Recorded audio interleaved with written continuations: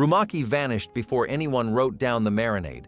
The frosted sandwich loaf stopped showing up once store-bought got easier, and the grasshopper pie that gleamed green on every holiday table left with the women who knew the ratio.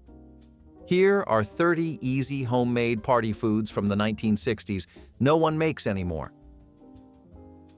Rumaki arrived at the suburban cocktail party trailing the whole fantasy of tiki culture. The bamboo bars, the fishbowl cocktails, the idea that your backyard could be Polynesia for one Saturday evening. The base was chicken livers and canned water chestnuts, wrapped tight in bacon, soaked overnight in a soy ginger marinade, then rolled in brown sugar before going under the broiler. Victor Bergeron of Trader Vic's in Berkeley is credited with bringing it into the mainstream in the 1940s. By the early 1960s, it had crossed into suburbia entirely, appearing on the television show Mad Men when Betty Draper served it at a dinner party. The trick nobody explained was the water chestnut. Its crunch and neutrality held the richness of the liver in check while the bacon crisped around both. The glaze caramelized into something lacquered and sweet-salty that made people eat 3 before asking what was in them. Nobody makes it anymore. Too fiddly, they say. But the women who did it never once used that word. The California dip was born sometime in the early 1950s when an anonymous home cook in California tore open a packet of Lipton's dehydrated onion soup mix and stirred it into sour cream. Lipton discovered the recipe was spreading on its own and began printing it on every box by 1958, calling it the California dip in ads that doubled as recipe cards.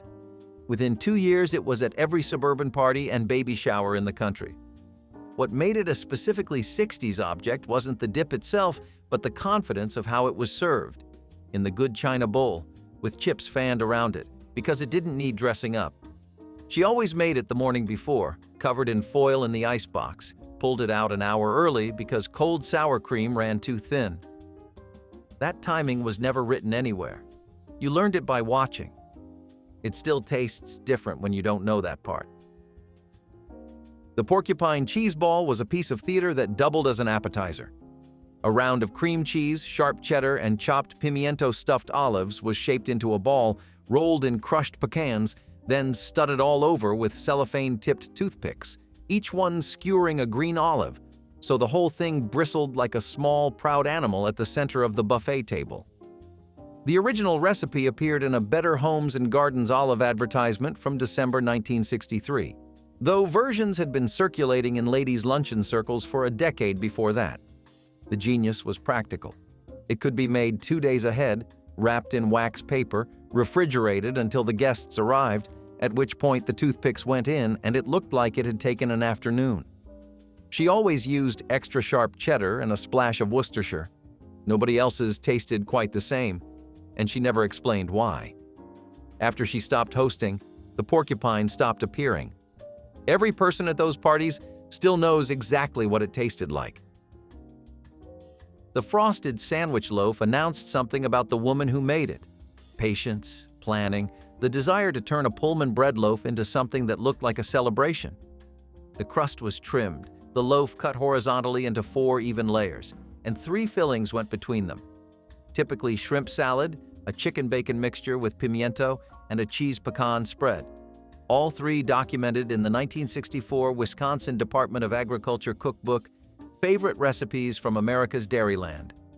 The whole assembly was frosted in whipped cream cheese tinted green or pink with food coloring, decorated with cucumber rounds or sliced olives, then refrigerated overnight. When it was cut at the table and each slice revealed the striped interior, the room paused. Most women didn't learn it from the cookbook. They learned it from another woman who'd served it at a shower and offered to show how. The last one most people remember was made by the woman who'd taught everyone else at a retirement party sometime in the 1980s. After that, the recipe went back into the envelope where it had always lived. Devils on horseback arrived in America from Victorian England, where they had closed formal dinners as a savory bite since at least the 1880s. The name for how the crisped bacon curled like a rider astride a horse. The American version moved it to the front of the meal. A prune or medjool date was split, stuffed with an almond or a cube of sharp cheddar wrapped in bacon, and pinned with a toothpick before going under the broiler. They surged through 60s and 70s dinner party culture as hostesses grew more comfortable with sweet, salty combinations. The unwritten rule was that you never served them at room temperature. They had to come off the broiler and onto the tray within 2 minutes, which meant managing kitchen timing without abandoning your guests. That knowledge lived in the body rather than in any recipe. The people who pulled it off consistently were working from a kind of confidence that was common then and is not much needed now. Chicken ham pinwheels were the quiet workhorse of the 60s appetizer table, easy to overlook next to something flambéed, but the first thing gone once the trays came out. The method was specific: a slice of thin white bread rolled flat with a heavy rolling pin until almost translucent, spread edge to edge with finely chopped cooked chicken, crumbled bacon, mayonnaise, and pimiento, then rolled into a log, wrapped in wax paper, and refrigerated 2 hours before being sliced crosswise into rounds. The technique nobody explained clearly was the pressure. Too light and the bread tore, too hard and it compressed into something useless. You figured it out by feel after the second batch, and after that, the knowledge lived in your hands. The rolls held a clean spiral when sliced because the bread was compressed rather than simply wrapped. An asparagus spear or thin pickle rolled into the center added color. Women who made these for bridge clubs in the 60s did dozens in under an hour. That hour of knowledge left with them. Salmon mousse in a fish mold was the centerpiece that announced the host's ambitions before a single bite was taken. The mousse was Depression-era practicality: canned salmon beaten smooth with cream cheese, mayonnaise, lemon juice, and unflavored gelatin dissolved in warm water, poured into a fish-shaped metal mold, and chilled until firm. In the 60s, the presentation did all the work.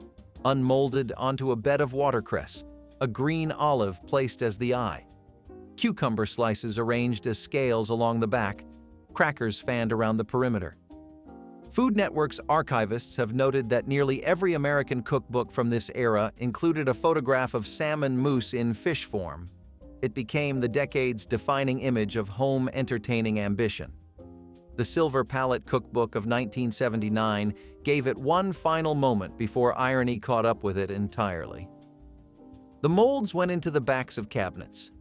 She kept hers wrapped in a dish towel, and when her kitchen was cleared out, nobody recognized what it was for. Stuffed celery boats had been on American party tables since the 1930s, but the 60s version was precise. Sturdy stalks, dried thoroughly because moisture collapsed the filling, piped with softened cream cheese, finely chopped pimiento-stuffed green olives, a drop of Worcestershire, occasionally crushed pecans for texture. The takeout's food historians have traced how the olive's brine balanced the cream cheese's richness while the celery provided a clean, watery crunch against both, the one appetizer at the table with a vegetable in it, which gave certain guests permission to take two. The rule nobody stated: the filling had to be refrigerated overnight so it firmed enough to pipe cleanly. Make it the same day and it slid off the stalk. Her celery boats always sat perfectly upright, each one identical, piped from a bag cut at a specific angle she never explained. After she stopped making them, nobody thought to ask what the angle was. Butter-baked saltine crackers are one of those things that sound too simple until you eat one, at which point the conversation stops. The origin is specific.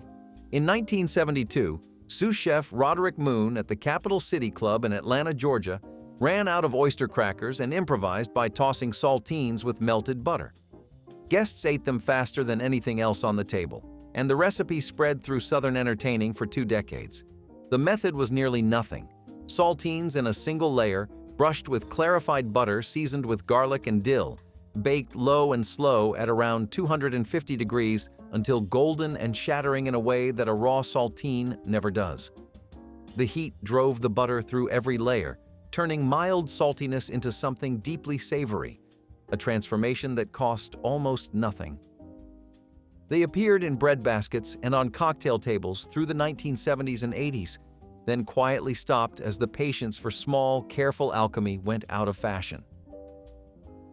Mushroom canapes were the test of a hostess's timing, and everyone at those 60s dinner parties knew it. The filling, cream cheese with minced garlic, fresh herbs, sometimes a spoonful of crab or shrimp, could be made hours ahead and held in the icebox. The caps could not. They had to go into the oven no more than 20 minutes before guests arrived, or they wept their moisture into the filling and turned from a crisp, earthy bite into something collapsed and soft. Button mushrooms were the standard because shiitakes weren't in American markets yet, and portobello didn't exist as a branded product until the 1980s. The caps were wiped with a damp cloth, never washed under water, because washing made them absorb moisture before they even reached the oven. That seemed obvious to anyone who'd made them twice, and opaque to everyone who hadn't. They had to be on the tray within a minute of coming out of the oven. The hostess who managed all of this while holding a conversation in the kitchen belonged to a specific category the decades since have not much produced. The chafing dish was the 60s party table's most reliable social signal. Owning one and knowing how to use it meant a certain standard had been reached. The thing that most reliably filled it was cocktail sausages simmered in a glaze of grape jelly and Heinz chili sauce, a combination that sounds wrong the first time you hear it. Fruit preserve and cocktail condiment, bubbled together until they melted into a glossy, sweet, salty, tangy lacquer that coated every little smoky with something nobody could stop eating. The recipe appeared in the Betty Crocker Hostess Cookbook in 1965 and spread through church socials and subdivision dinner parties for the next 20 years. The thing the recipe never explained was the ratio. Too much jelly and the sauce went cloying, too much chili sauce and it bit.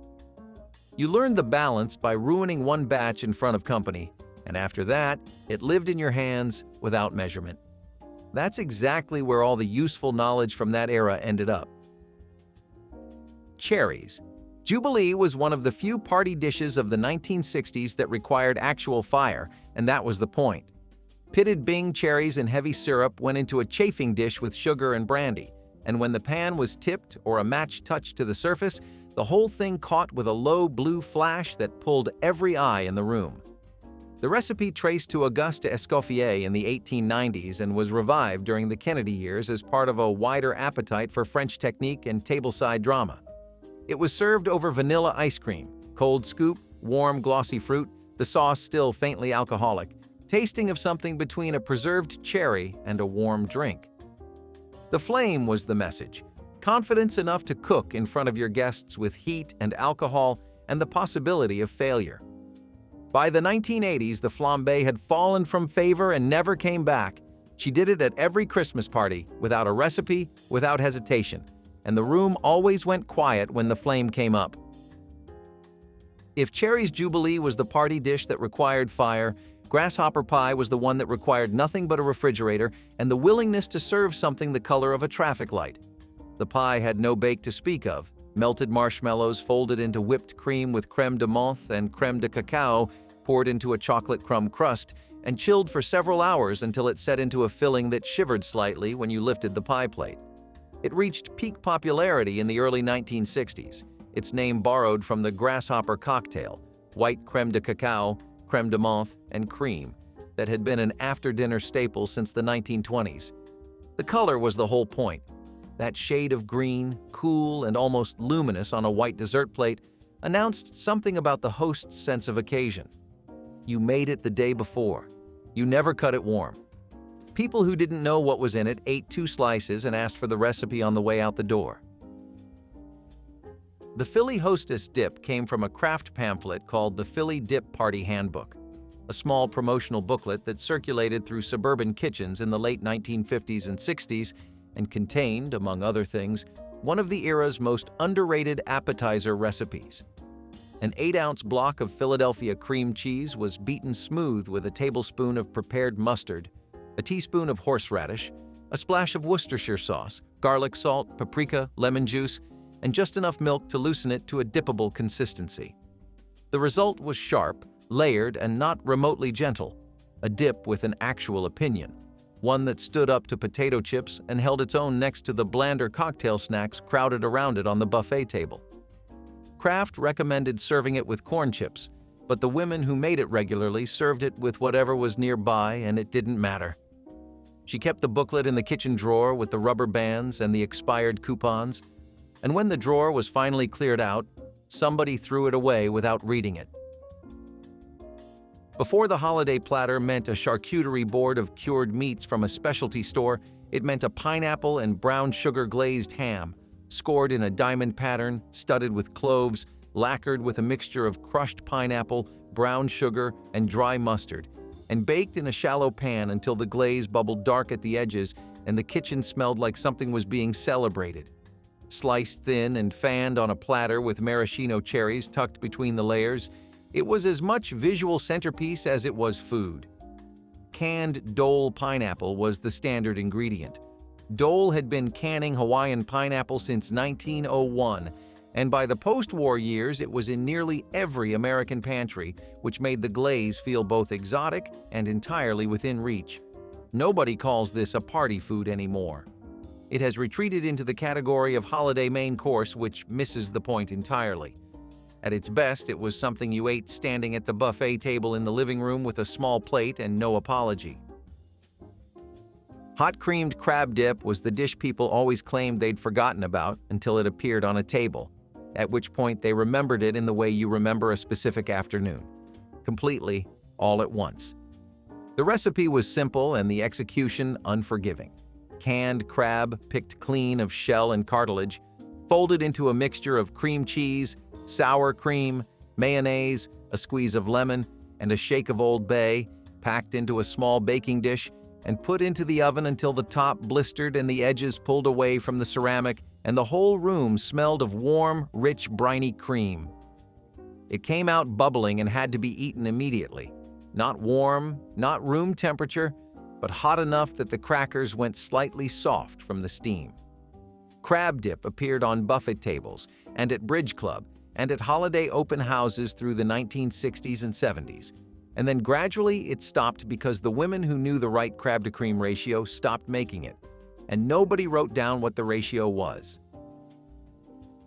Serving canned fruit cocktail in martini glasses was one of those 1960s entertaining ideas that sounded absurd 30 years later and sounds almost brilliant now.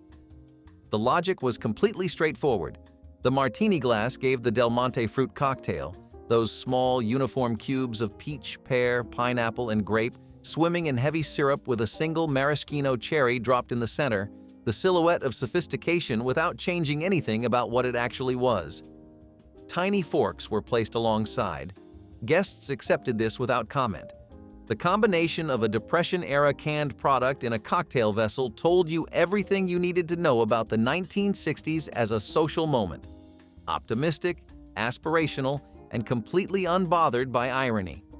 It was the fruit cocktail that made the glass look important rather than the other way around, and the women who served it this way knew exactly what they were doing. The ones who laughed at it were the ones who hadn't eaten one and remembered the taste. Pink champagne cake had a reign of popularity between 1961 and 1965. Food historians have actually mapped the window when it appeared in Los Angeles Times recipes and was said to be one of the most requested cakes from that paper's test kitchen. It originated on the West Coast in the late 1950s as a way to use the pink champagne that had become fashionable among women entertaining at home, and it worked because the champagne went into the batter itself, lightening it and giving the crumb a faint mineral sweetness that butter alone couldn't produce. The layers were tinted a pale, dusty pink and frosted in champagne buttercream. Delicate, not sweet in the way a box mix is sweet, but quietly celebratory in a way that matched its occasion. It traveled to bridal showers and engagement parties and retirement luncheons up and down the California coast through the 1960s, and then it slipped away as celebration baking moved toward whatever was fashionable next. She made it for every shower she hosted. Nobody in the family can quite remember what it tasted like. Mock chicken liver pâté was the dish that appeared on the suburban buffet table and divided guests into two groups: those who knew what it was before they tasted it, and those who didn't know until after. The recipe was a Jewish deli transplant that moved from delicatessen counter to home kitchen sometime in the 1950s.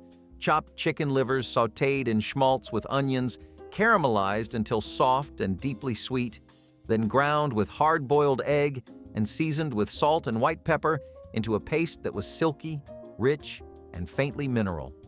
Served cold on crackers with a sprinkle of grated egg on top, it looked modest and tasted like nothing else on the table. The mock version substituted green beans or lentils for the liver to make it accessible to guests who wouldn't touch organ meat, and it got close enough that the bluff usually held. The technique of cooking the onion until it collapsed completely, not browned, not crisp, but practically liquid, was the whole secret, and you only learned it by watching someone do it right.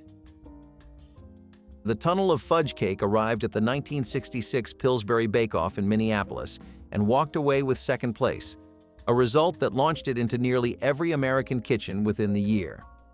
Ella Rita Helfrich of Houston, Texas, entered it as a bundt cake made with Pillsbury's Double Dutch fudge buttercream frosting mix. The batter was dense with chocolate and packed with walnuts, and when it baked, it left a ring of molten fudge running through the center, a soft tunnel of uncured batter that set just enough to hold its shape when sliced but gave slightly under the fork. It was the first American dessert most people had ever eaten that was supposed to be underdone on purpose. Pillsbury sold so many bundt pans in 1966 that Nordic Ware, the pan's manufacturer, ran out of inventory for months. When Pillsbury eventually discontinued the frosting mix that made the tunnel possible, the cake seemed to go with it. The adaptations that followed never quite got the ratio right, which was always the point.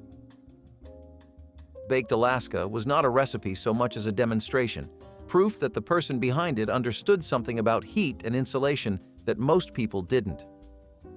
The construction was architectural, a base of sponge cake, a layer of Neapolitan ice cream hardened in the freezer until nearly solid, and a thick shell of stiffly beaten meringue spread over the entire surface so no ice cream showed through. The whole thing went into a very hot oven, 450 degrees, for exactly 3 to 5 minutes, enough to brown the meringue peaks without letting the heat reach the ice cream inside. The 19th century physicist Benjamin Thompson Rumford first documented the insulating properties of beaten egg whites in 1804, though the dessert itself was popularized in American restaurants in the 1860s. In the 60s revival, brandy was sometimes poured over the top and lit at the table, a flambe finish that turned an already theatrical dessert into a full event. The women who made it reliably never told you how they knew the timing. You learned by eating the failures first. Against all the torched meringue and lacquered sausages and molded mousses, the Crudit's platter stood at the 60s party table as the one dish that required restraint rather than spectacle. And James Beard was largely responsible for making it respectable. Beard had been writing about vegetables served raw with a simple herb dip since the early 1960s, arguing in his syndicated columns that a well-chosen plate of fresh celery, radishes, green onions, cucumber spears, and blanched asparagus, arranged without fuss and served with a dip of crème fraîche thinned with lemon juice and packed with fresh tarragon and chives, was more sophisticated than anything molded in gelatin. The word crudité itself, French for raw vegetables, was Beard's rebranding of something home cooks had been doing without a name for decades. The dip was always the variable. Too thick and the vegetables pushed back. Too thin and it pooled on the serving tray. Getting the texture right required tasting and adjusting, which is a skill the recipe never taught, and experience always did. Floating island, œuf à la neige in French, was the dessert that told you a hostess had actually read Julia Child. Stiff egg white meringues were poached in barely simmering sweetened milk until they puffed and went cloud pale, then lifted out and floated in individual pools of crème anglaise made from the same milk, finished with a thin drizzle of dark caramel that cracked when you put a spoon through it. Child featured it in Mastering the Art of French Cooking in 1961, calling it a beautiful and impressive dessert, which it was, and which is exactly why it spread through the dinner party circuit of the early 1960s, among women determined to show they could cook beyond the casserole. The meringues had to be made and placed the same evening. They deflated overnight. The crème anglaise had to be done without a thermometer, pulled off the heat by the way it coated a spoon. That instinct took practice nobody has any particular reason to develop anymore. The dessert went with the women who had it. Ribbon sandwiches were the frosted sandwich loaf stripped to its essentials. No cream cheese frosting, no decoration, just the architecture. Alternating slices of white and wheat sandwich bread were spread with contrasting fillings: ham salad on the white, egg salad on the wheat, or a layer of pimiento cheese between both, stacked 4 slices high, wrapped tight in wax paper, and refrigerated overnight under a light weight to compress them into a solid block. In the morning, they were sliced crosswise into finger-thick pieces that revealed clean, color-striped cross-sections. Pale wheat, cream filling, white bread, darker spread, repeating. The visual was everything. Getting it required using a bread with enough structure to compress without crumbling, fillings thick enough to hold under the knife, and refrigeration long enough that the whole loaf set. Those variables were learned, not written. Her ribbon sandwiches always held their stripes clean through to the last slice. At every shower and every luncheon she hosted, they were the first thing off the tray. After she was gone, nobody made them for a luncheon again. Date bars showed up at nearly every church bake sale and family reunion potluck from the 1940s through the early 1980s, sitting between the brownies and the lemon squares without anyone making a fuss about them, which was precisely their nature. The base was a buttery oat shortbread pressed into the pan in 2 layers, with a filling of pitted dates boiled down with water, sugar, and a squeeze of lemon until they collapsed into a thick, jammy paste that went nearly black and smelled of brown sugar and something ancient. The dates themselves had Depression-era roots, dried fruit that stored well, cost little, and contained enough natural sweetness that extra sugar was barely necessary. She made them in a 9x13 pan every single year, cut them into neat rectangles while still warm, and wrapped each one individually in wax paper for the cookie exchange. Nobody ever requested the recipe because everybody assumed they could find it anywhere. The recipe was hers. It left with her. Pickled mushrooms on toothpicks were the quiet surprise at the end of the cocktail tray, the thing you reached for when everything else was already gone. Small button mushrooms were simmered briefly in a vinegar brine seasoned with garlic, bay leaf, dried tarragon, a pinch of red pepper flake, and enough olive oil to give the liquid a sheen, then cooled completely and left to marinate in the refrigerator for at least 24 hours before serving. The acid firmed the mushroom's texture rather than softening it, and the brine moved through every layer so the center tasted exactly like the outside. In the 60s, they appeared on antipasto platters and relish trays alongside green olives and cocktail onions, part of the era's love for anything cured, brined, or put up in a jar. The home pickling instinct that made them came from women who had grown up canning and carried the habit into suburban kitchens long after it stopped being necessary. Most of them didn't think of it as a skill. It was just what you did with mushrooms in a jar. Chocolate mayonnaise cake went under a disguise for most of its life. Nobody led with the mayonnaise. The recipe originated with Hellmann's in the 1930s as a way to sell more of the product, built on the practical insight that mayonnaise is simply eggs and oil emulsified, and that eggs and oil are what a chocolate cake needs anyway. The Hellmann's version added cocoa powder, flour, sugar, and baking soda to a full cup of mayo and nothing else for fat. No butter, no shortening, no separate eggs, and produced a crumb that was dense, moist, and deeply chocolatey in a way that home cooks struggled to get otherwise. Church potluck tables and neighborhood birthday parties through the 1940s, 50s, and 60s ran on this cake, most of the time without the guests knowing what was in it. She baked it in a 9x9 pan with a simple cocoa frosting and brought it to every school fundraiser for 20 years. Nobody ever guessed. After she stopped baking, her daughter tried the recipe once and couldn't get the texture right, though she used the same brand. Chiffon cake was the last great American baking invention before packaged mixes took over. And for about 20 years, from the late 1940s through the 1960s, it was everywhere. The secret was vegetable oil instead of solid fat, combined with whipped egg whites folded in at the end, giving the cake a crumb that was at once rich and impossibly light, moister than angel food, airier than butter cake.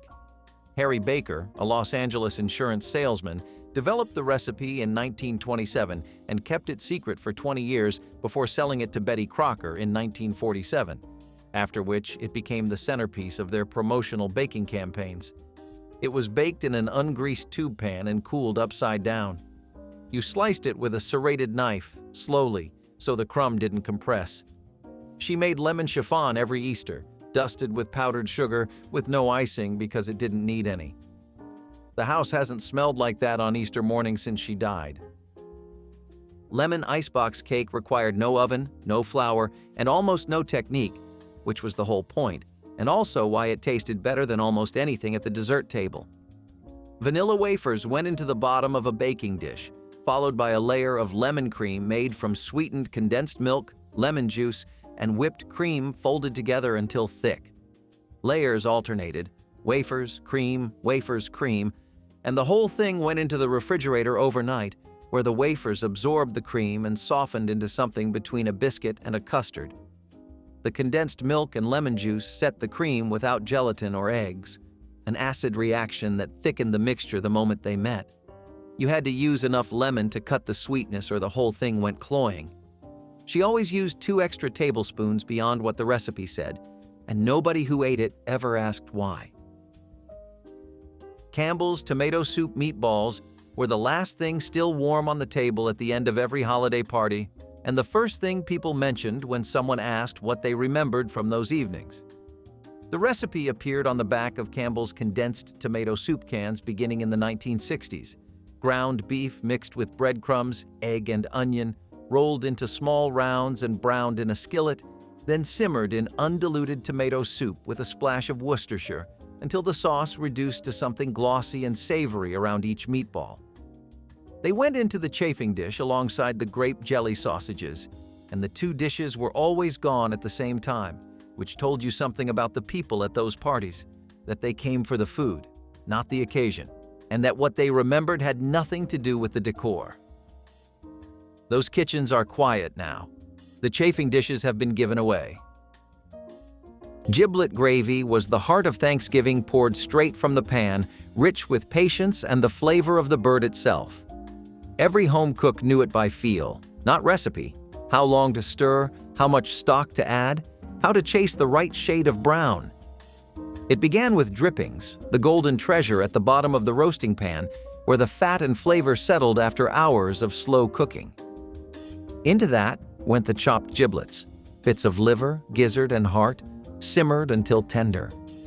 A spoonful of flour thickened it, turning the mixture glossy and smooth. The aroma alone could draw people into the kitchen, hovering with empty plates in hand. For many, it was the truest measure of a cook's skill. Anyone could roast a turkey, but making perfect giblet gravy took touch and instinct. It wasn't pretty, but it was soulful, earthy, and irreplaceable.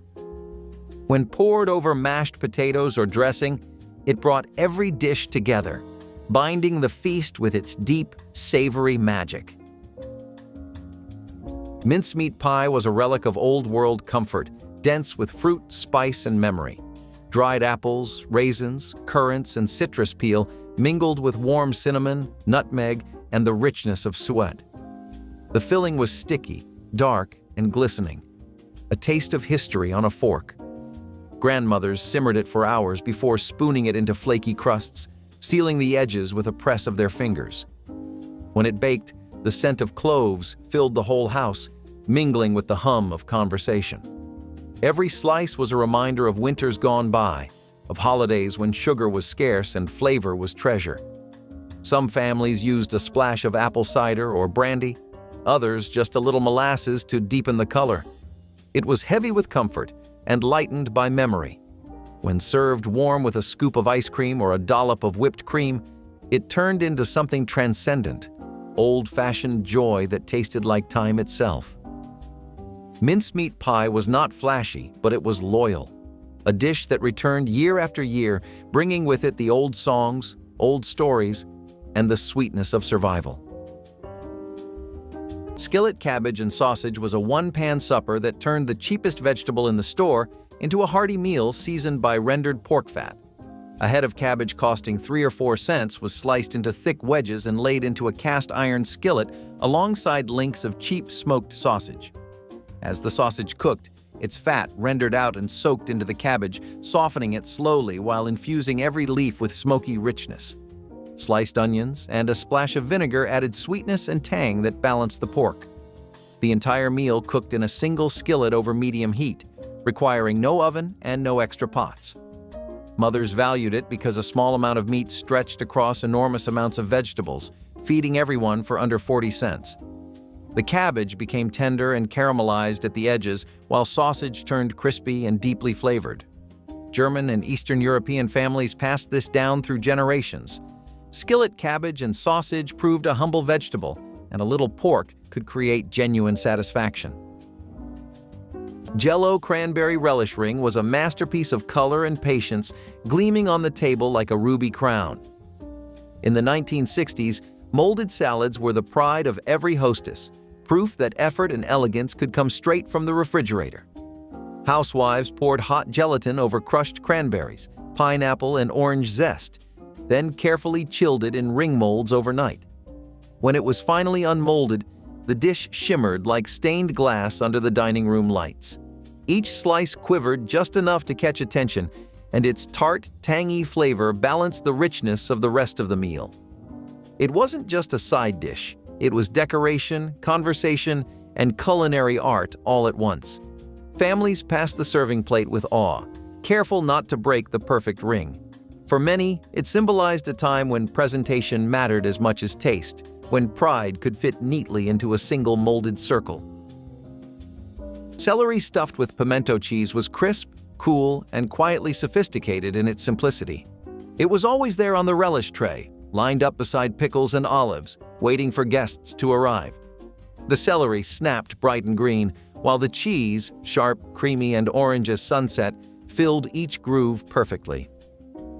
Pimento cheese was made by hand in those days, grated cheddar mixed with mayonnaise and chopped peppers until it spread smooth. It was humble food turned handsome, a bite-sized bridge between generations. Children reached for it first, then the grown-ups followed, laughing at how something so plain could taste so right. It was the flavor of Southern hospitality. No fuss, no waste, just care and balance. Stuffed celery may have faded from modern tables, but in memory it still crunches fresh, reminding us that the smallest things often hold the most heart. On trays wrapped in plastic or set on crystal dishes, it shone bright and proud. It was the appetizer that started conversations and the taste that lingered long after. A single bite could summon whole holidays, laughter, chatter, and the kindness that began every gathering. Tomato bread soup was a desperation meal that turned stale bread and canned tomatoes into something warm and surprisingly comforting.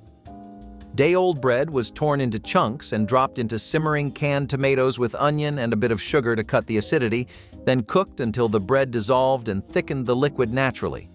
A spoonful of bacon grease stirred in at the end gave richness that plain tomatoes alone could never achieve. The cost was almost nothing since stale bread was free and a can of tomatoes ran about 10 cents.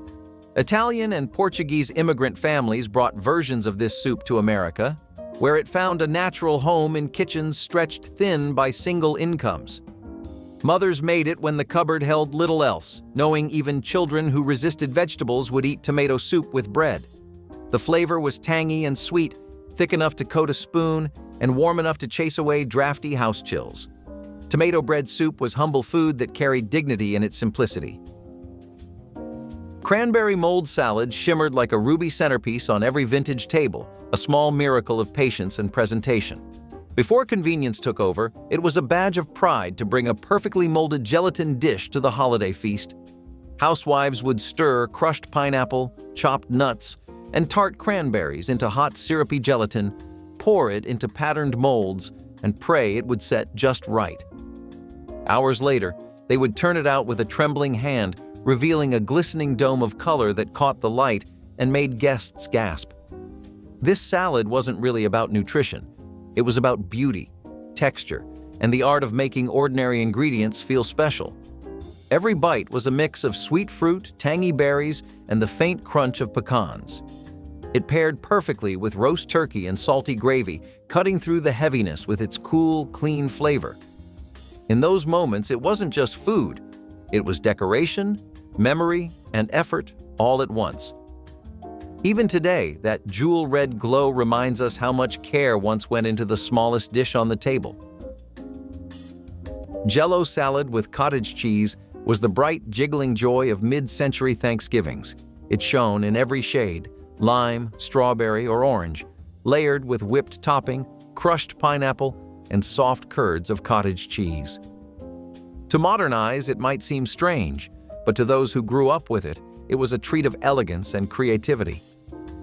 Grandmothers poured it into ring molds and let it chill overnight, pulling it out like a gem the next day. The first slice always got a laugh. The second got silence as sweetness met cream. It was cool, tangy, and full of nostalgia, the edible memory of post-war optimism, of women proud to make beauty from boxes and cans. Jello salad was more than a side dish.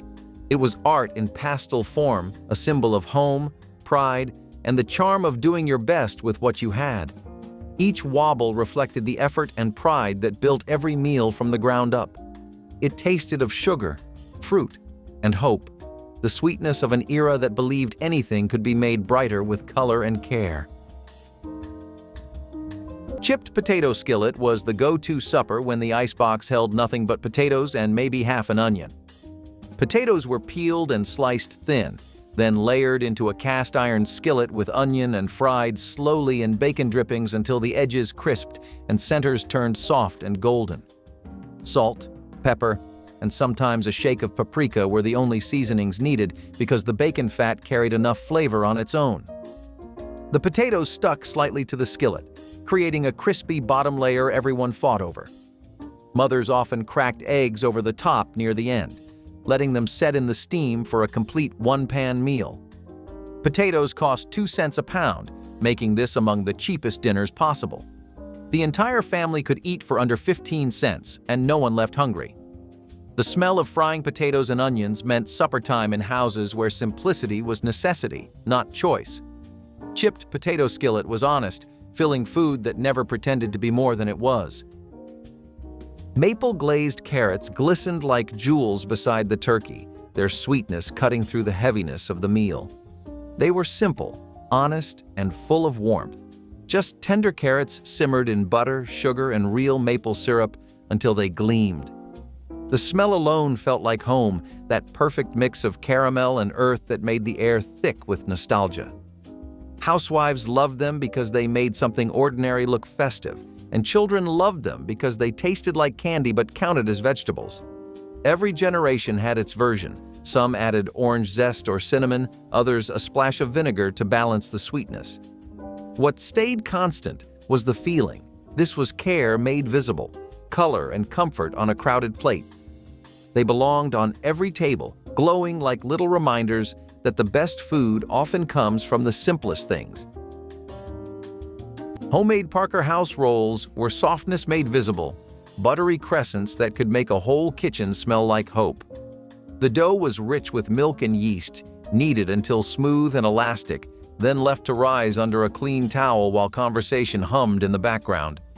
Each roll was folded gently, brushed with melted butter, and baked until golden brown. The tops shone like sunlight on fresh wood. When they came out of the oven, steam curled into the air. Sweet, warm, and comforting as a hug. Grandmothers guarded their recipes, measuring by feel, trusting their hands more than any written page.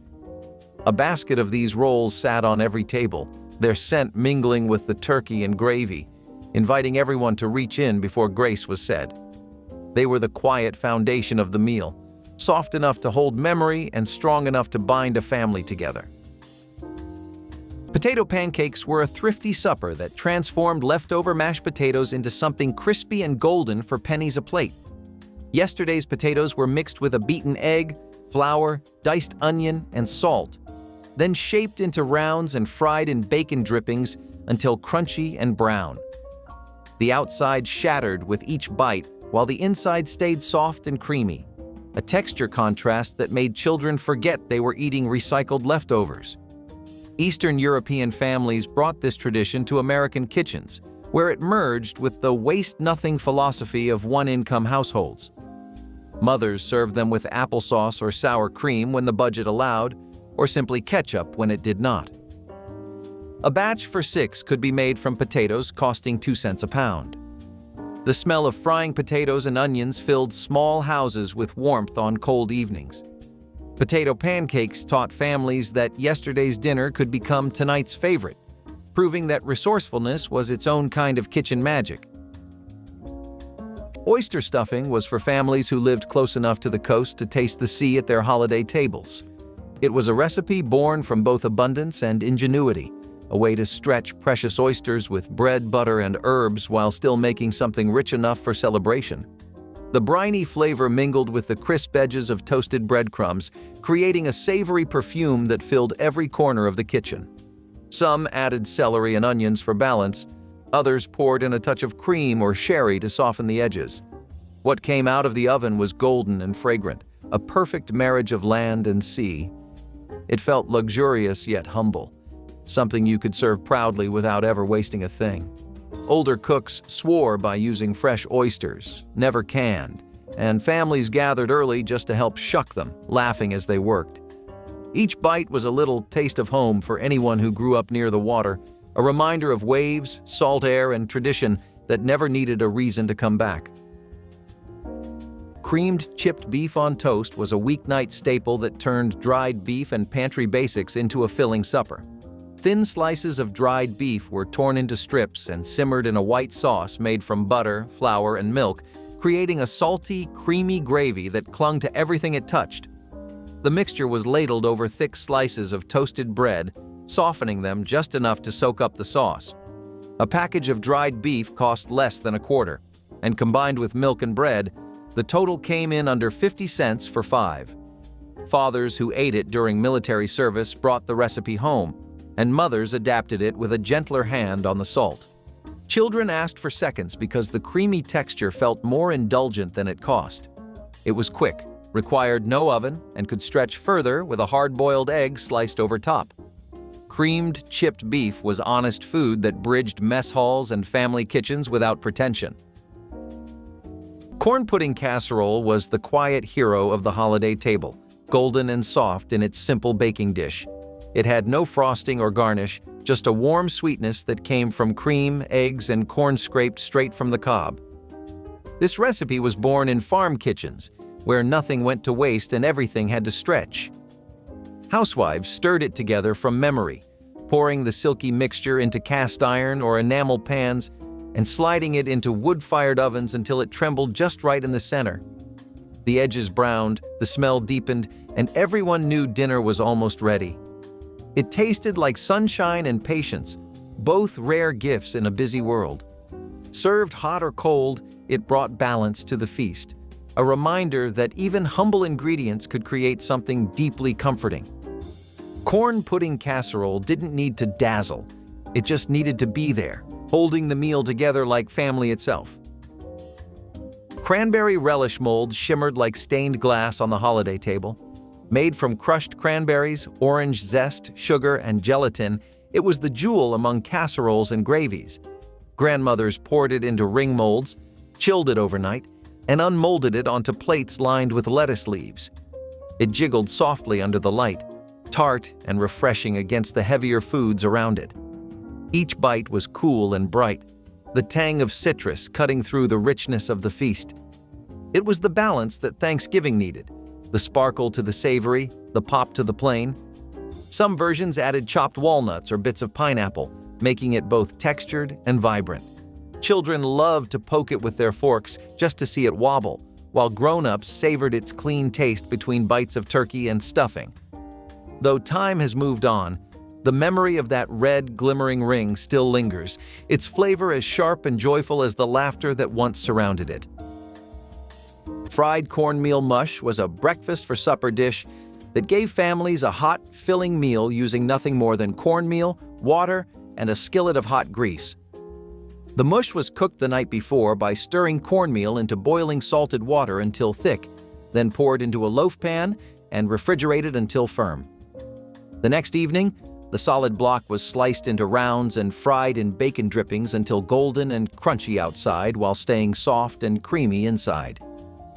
Drizzled with molasses or cane syrup, the slices became a supper children loved and adults found satisfying enough to last until morning.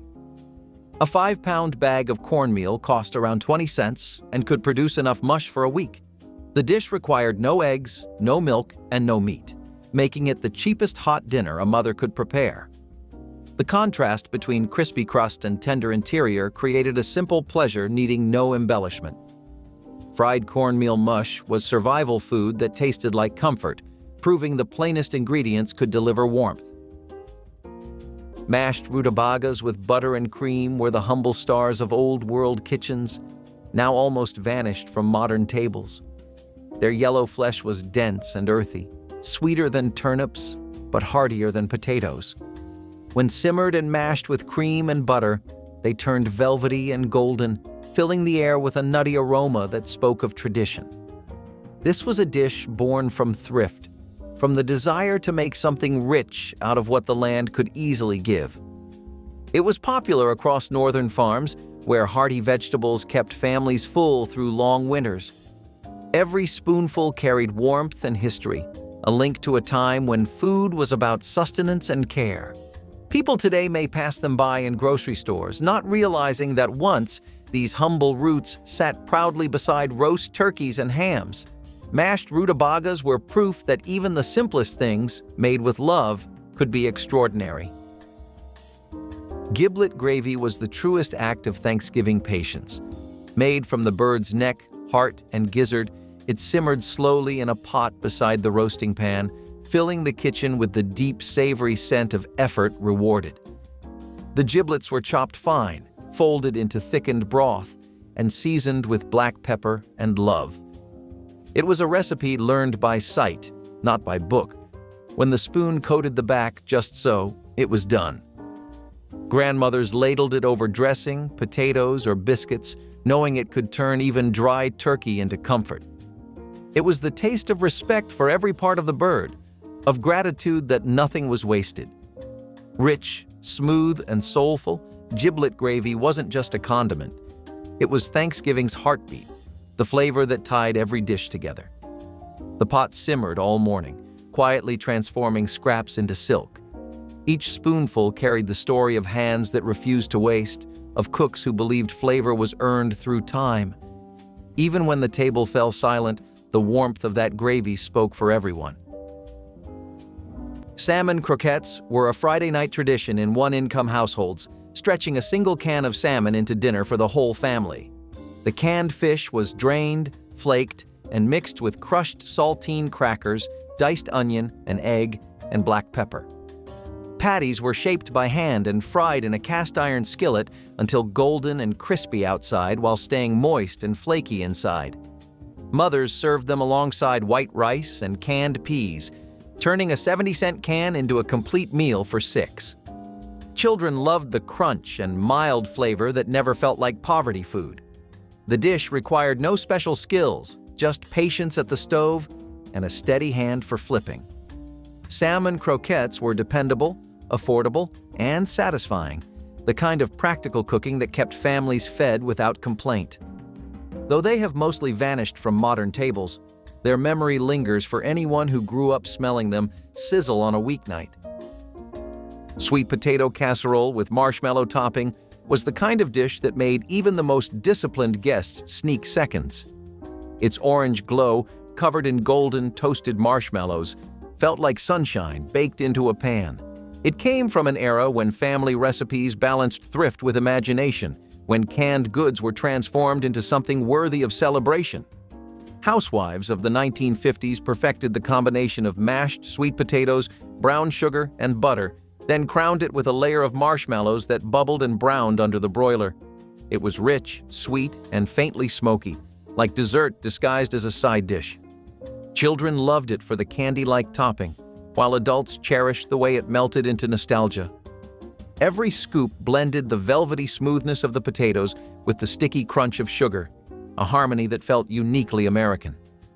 It symbolized comfort in its simplest form, a reminder that joy could be baked right into a casserole dish. It was sweet, soft, and just a little over the top, which was exactly what made it perfect. Tomato aspic was elegance preserved in gelatin, the kind of dish that told guests you had class and patience. It began with tomato juice simmered with vinegar, lemon, and a dash of Worcestershire, poured through a sieve to catch every seed and skin. Then came the gelatin, melted and stirred until the mixture thickened, glossy and fragrant with spice. Chopped celery or olives might be folded in before it was poured into a ring mold and chilled overnight. In the morning, it emerged firm and shining, a crimson wreath that glowed like stained glass. Some grandmothers served it with a dollop of mayonnaise or a scatter of parsley. Others kept it plain, proud of its smooth perfection. It was cool, savory, and slightly tangy, a salad dressed in dignity. The first slice wobbled but held its shape, releasing the memory of a world that valued care in presentation as much as taste. Tomato aspic may seem strange now, but once it was the height of refinement, proof that creativity could make even tomatoes feel like a celebration. Pinto beans and cornbread was the sacred combination that anchored working-class suppers across the South when a single paycheck had to stretch across every meal. Dried pintos were soaked overnight, then simmered all day with a ham hock or fatback, onion, and salt, until creamy and thick with a smoky, rich pot liquor. The cornbread was mixed from stone-ground cornmeal, buttermilk, and lard, then baked in a screaming hot cast-iron skillet that gave it a golden crust on the bottom. Families crumbled the bread directly into bowls of beans, letting it soak up the broth until every bite carried both starch and smoky flavor. A pound of dried pintos cost a nickel, and cornmeal was even cheaper, making this the most economical, complete meal a mother could serve. Children ate it without complaint because the flavor was genuinely comforting. Pinto beans and cornbread was more than a meal. It was the backbone of survival for families who understood that dignity lived in a well-seasoned pot. Cornbread dressing with sage and giblets was the dish that made the house smell like Thanksgiving long before the turkey ever came out of the oven. The sound of cornbread crumbling between your fingers, the hiss of melted butter in a cast-iron skillet, and the rich perfume of onions and celery browning on the stove told everyone that the holiday had truly arrived. Made from scratch, this recipe was more than food. It was an act of devotion passed down through the generations. Families would bake cornbread days in advance, letting it dry just enough to soak up the broth and spices later. The sage added a sharp, earthy scent, the giblets brought depth, and the turkey stock turned everything tender and moist. It was the soul of every Southern table, a dish that tied together memory, labor, and love. No boxed mix could ever come close to the comfort of spooning out that first steaming portion. Every bite carried the quiet pride of homemade effort, the warmth of kitchens where time slowed down and stories lived in every taste. It was the kind of food that made silence fall over the table, the good kind, when everyone is too content to talk. Ambrosia salad was sunshine in a bowl, sweet and simple as childhood. Canned fruit cocktail, shredded coconut, and whipped cream were folded together with care, then chilled until soft and cool. It was dessert pretending to be a side dish, and no one complained. The colors gleamed, orange, pink, white, like confetti and cream. Grandmothers served it with pride, knowing it would disappear faster than anything else. Each spoonful tasted of celebration, of simpler joys and sweeter days. Ambrosia was the bridge between generations, proof that comfort could come from a can if seasoned with love.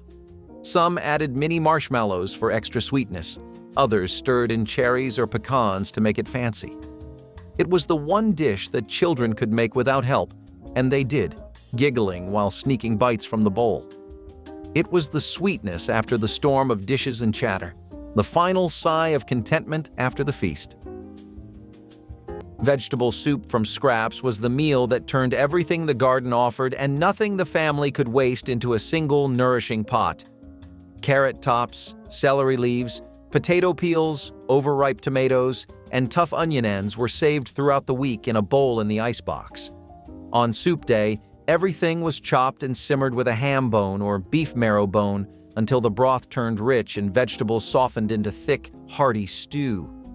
Mothers added dried beans or noodles to stretch the pot further, ensuring it lasted through 2 suppers. The soup cost virtually nothing because every ingredient was already headed for the trash. Children never realized they were eating scraps because the long simmering transformed everything into something warm and deeply flavored. A single pot fed a family of 6 for 2 days, making it one of the most efficient meals in any household. Vegetable soup from scraps was the ultimate expression of the waste-nothing kitchen, proving that resourcefulness could taste like abundance. These kitchens are gone, the women who ran them are gone, and the recipes that lived only in their hands went with them. If you remember one of these dishes, tell someone before that memory goes